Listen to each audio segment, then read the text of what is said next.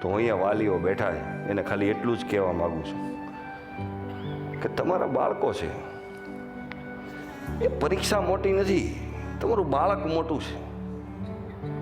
એ તમને નહીં કહી શકે કારણ કે કનેક્શન ઘટે છે. ઇમ્પોર્ટેન્ટ એ નથી સાહેબ 11 વર્ષની ઉંમરમાં એને પૂછવામાં આવે કે તારે શું બનવું છે. જે બાળક પાસે વિઝન ક્લિયર છે કે મારે દુનિયાનો સૌથી મોટો વર્લ્ડ ચેમ્પિયન ચેસની અંદર બનવું છે, વિશ્વનો સૌથી નાની ઉંમરનો ચેસ ચેમ્પિયન આપણો ભારતીય ગુકેશ, એકવાર જોરદાર તાળીઓ થઈ જાય એના માટે.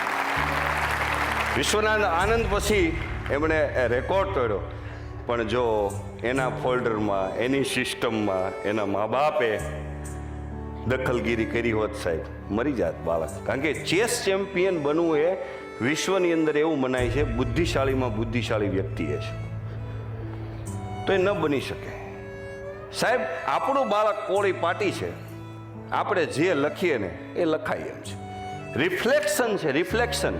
આ પેરેન્ટિંગનો કાર્યક્રમ નથી, પણ હું ખાલી એટલું જ કહું છું કે જિંદગીમાં તુલના કરવી નહીં. ધેટ્સ ઇટ, બસ. મારું છે, અને તુલના કરવી હોય તો પટારામાંથી આપણું રિઝલ્ટ કાઢવાનું, જોઈ લેવાનું કે આપણે ક્યાં હતા, એ જોઈ લેવાનું. સાહેબ ઇંગ્લિશ ન બોલે તો શું થઈ ગયું? ઇંગ્લિશ નથી આવડતું તો શું થઈ ગયું?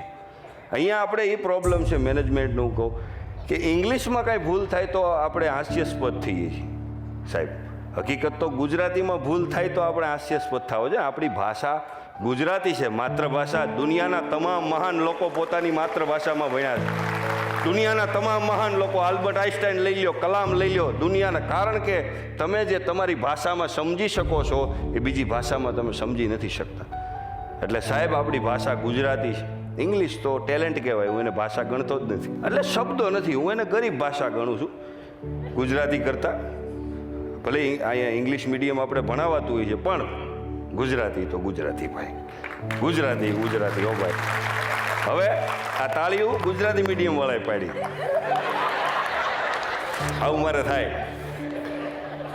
પણ ગુજરાતી મીડિયમ વાળાને હું કહી દઉં કે ગુજરાતી ભાષા આપણી છે એ આપણી છે, પણ સાહેબ જો તમને ઇંગ્લિશ ન આવડ્યું ને તો 52 બહાર કોઈ ઘરવા નહીં દે. અંગ્રેજી ભાષા શીખવાની, ભાષા 10 શીખવાની, હું એમ કહું છું, પણ ગુજરાતી આપણી ચર્ચી, ગુજરાતી આપણી. કારણ કે સપના ગુજરાતીમાં આવે, ઇંગ્લિશમાં ન આવે. આપણી ભાષામાં સપના ગુજરાતીમાં આવે. એટલે કહેવાનો મતલબ એ છે, ડર ત્યારે લાગે. ગીતાની એક લાઈન છે, ભગવદ્ ગીતાનો એક શ્લોક છે, એમાંની એક લાઈન છે, સ્વધર્મે નિધનમ શ્રેય પરધર્મો ભયાવહ. સ્વધર્મે નિધનમ એટલે કે હું શેના માટે બન્યો છું એ વસ્તુની મને જ્યારે ખબર ન પડે ત્યારે મારે કોન્ફિડન્સના ઇન્જેક્શન મારવા પડે. જો તમારા બાળકને ખબર પડી ગઈ હોય કે હું આના માટે બનેલો છું, અને જો તમે એ કરવા ન દીધું, વાલીઓ જો કરવા દે, અત્યારે તો મિત્રની જેમ રહે છે બધા એકબીજા, પણ જો એ ન થયું તો કાયમ બીજી ફિલ્ડમાં તમારું બાળકને મોટિવેશનની જરૂર પડશે, ડિપ્રેશન આવશે, આ બધી વસ્તુની જરૂર પડશે. એ જેના માટે બન્યો છે એ જ વસ્તુ એને કરવા દેવી જોઈએ. એટલે સ્વધર્મે નિધનમ શ્રેય. હવે કાલ સવારે હું મને એમ થાય કે હું આ બિઝનેસમેન બધા બેઠા છે, હું બિઝનેસ કરવા માંડું, અને કાલ સવારે વિરલભાઈને એમ થાય કે હું બોલવા માંડું, તો એને જ પહેલાં ગભરાહટ થાય. શું કામ? સ્વધર્મે નિધનમ શ્રેય પરધર્મો ભયાવહ. પરધર્મ એટલે કે એનું મારું કામ એણે હાથમાં પકડ્યું એટલે પહેલાં તો એને બીક લાગે. એટલે તમે જેના માટે બનેલા છો એ કામ જ્યારે તમે કરો છો તો તમારે કોઈ મોટિવેશનની જરૂર પડતી ક્યારેય નથી, કારણ કે એ કામ તમારા માટે છે. જીવનમાં કોઈ પણ કાર્યની શરૂઆત કરતાં પહેલાં તમારે બેસ્ટ કામ કરવું છે, બેસ્ટ રિઝલ્ટ જોઈએ છે. તો જીવનમાં કોઈ પણ કાર્યની શરૂઆત કરતાં પહેલાં જેટલો સમય તમે એ કાર્ય કરવામાં બગાડવાના છો એના કરતાં 1 દોરો સમય કાર્યને સમજવામાં બગાડવો જોઈએ. જીવનમાં કોઈ પણ કાર્ય ફેલ નહીં થાય. વાત નાની છે પણ એપ્લાય કરજો. કાર્યને કરવામાં જેટલો સમય બગાડો છો એની કરતાં સમજવામાં સમય બગાડવો જોઈએ. બધાનો પ્રશ્ન છે એક સરસ મજાનો કે કયું કામ છે? સ્વધર્મે નિધનમ શ્રેય પરધર્મ ભયાવહ. તો હવે મારું કામ છે એ મને કેમ ખબર પડે? આ છોકરાઓનો પ્રશ્ન છે. હું શેના માટે બન્યો છું એ મને ખબર કેમ પડે? તો 3 ઇડિયટની અંદર પિક્ચરમાં તમે જુઓ તો એમ કે મનગમતું કામ કરાય. ગમતું કામ તમને હોય, દાખલા તરીકે તમને ક્રિકેટ રમવી ગમે છે, તમને ઇન્સ્ટાગ્રામ જોવું ગમે છે, તો ગમતું કામ કરવાથી સફળતા મળે નહીં? ન મળે. ગમતું કામ ને યોગ્ય કામ કરાય. કઈ રીતે? 4 પ્રોસેસ છે, યાદ રાખજો, નોટબુક હોય તો લખી લેજો. કે સૌથી પહેલા તમને જે કામ ગમે છે, ઉત્તમ કામ ગમે છે, કે તમને ખૂબ ગમે છે કામ તમારા જીવનમાં, કે તમારું કયું કામ, એ હું તમને કહું છું કે તમે ચોઈસ કરી શકો ભાઈ હું શેના માટે બનેલો છું. બરાબર? ઉત્તમ કામ, કે તમને જે કામ ગમે છે એ કામ તમે મફતમાં કરી શકો છો. પહેલો પ્રશ્ન તમારી જાતને પૂછો કે આ કામ મને ગમે છે, કે બોલવાનું કામ મને ગમે છે, તો એ હું ફ્રીમાં કરી શકું છું? એ પૂછો. તો કે હા, ઓકે, સરસ. બીજો તમારી જાતને પ્રશ્ન પૂછો, શીખવા કઈ મળે છે? બોલવામાં તો શીખવાનું રોજ મળે. ઓકે, તો ઓકે. ત્રીજો તમારી જાતને પ્રશ્ન પૂછો, સમાજને કોઈ બેનિફિટ છે? નહીં, સમાજને કોઈ બેનિફિટ નહીં, તો એ તમારું કામ નથી. હવે પાછો તમને એક પ્રશ્ન રિવેસ જાઓ કે તમે કયું કામ વ્યક્તિ કરવું જોઈએ. પાછો એક પ્રશ્ન રિવેસ જાય કે સમાજને ફાયદો છે પણ તમને શીખવા નથી મળતું, તો એ તમારું કામ નથી. કારણ કે તમને જ કાંઈ શીખવા નથી મળતું, સમાજને ફાયદો શું આપશો?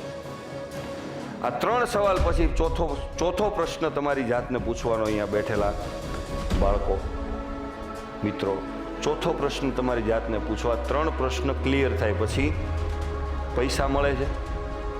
ચોથા નંબર ઉપર જો 4 લાઈન ક્લિયર થાય ને, એ કામની અંદર આંખ વીંચીને પડજો, એ દુનિયાનું બેસ્ટ કામ તમારું બનશે. 4 વસ્તુ જેની પાસે ક્લિયર થાય. વર્તમાન સ્થિતિની અંદર દુનિયા ભલે કોઈ પણ જગ્યાએ જાય છે, 10-15 વર્ષ પછી દુનિયા કઈ જગ્યાએ ઊભી છે, જે આ માણસ વિચારી શકે છે, જે બાળક વિચારી શકે છે, જે વાલી વિચારી શકે છે. 10 વર્ષ પછી, 15 વર્ષ પછી એના જીવનમાં ડિપ્રેશન ક્યારેય રહેતું નથી.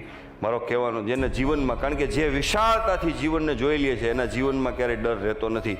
એ મેન વ્યક્તિ તો રહી ગયા. બોલો, ઊભા થાવ. ક્યાં છો? જિગ્નેશભાઈ માંગુકિયા અને કિશનભાઈ માંગુકિયા. જોરદાર તાળીઓથી વધાવો. આ તમારી યારે કનેક્ટ થઈ ગયો. એવી તાળી ન ચાલે. આવી તો હું ઘરની બાજુમાં પડાવી લઉં. જોરદાર તાળીઓથી. જો એક વસ્તુ ક્લિયર કરો, એક વસ્તુ જિજ્ઞાસા હોવી જોઈએ. બીજી વસ્તુ ક્લિયર કરો કે એક સર્ટિફિકેટ મારે બનાવવાનું છે, સતત શીખતા રહેવું. એના માટે એક લિસનિંગ પાવર જોઈએ, કે સતત સાંભળતા રહેવું. લિસનિંગ પાવરનો મતલબ એ છે કે તમને કોઈ કંઈક કહે છે એટલે અંદરથી પણ બળબડવું નહીં. આપણે કોઈક હમણાં બોલતો હોય ને તરત જ નક્કી કરી કે બંધ કરીને ભેગું બોલ.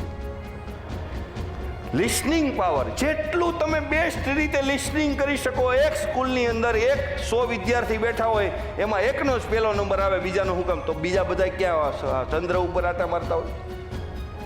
તો બીજાનો હું કામ ન આવે? કારણ કે એ જેનો આવે છે ને, એના પાસે એક જ ખાસિયત છે, લિસનિંગ પાવર. જેટલું તમે બેસ્ટ રીતે સાંભળી શકો ને, એટલું જ તમે બેસ્ટ રીતે સમજી શકો,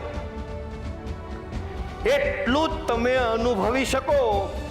સાંભળજો, સાંભળવાની પહેલી પાઇપલાઇન છે. એટલું જ તમે બેસ્ટ રીતે અનુભવી શકો, એટલું જ તમે બેસ્ટ રીતે અમલમાં મૂકી શકો. એટલું જ બેસ્ટ તમે અમલમાં મૂકો એટલે કાર્ય થાય, તમારા હાથ હાલવા માટે. તમે કર્મ કરો એટલે પરિણામ આવે. જેટલું બેસ્ટ લિસનિંગ એટલું બેસ્ટ રિઝલ્ટ.